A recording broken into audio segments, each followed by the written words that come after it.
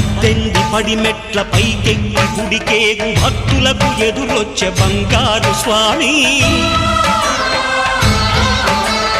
ఇరుముడులు స్పృశించి శుభమనుచు దీవించి జన బృందముల చేరే జగమేలు స్వామి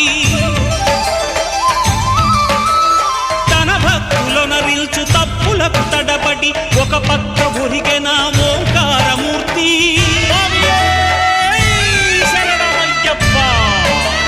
స్వాములందరూ తనకు సాయము కాగా ధీమంతుడై లేచే ఆ కన్య స్వామి పట్టబంధము వీడి భక్తతతికై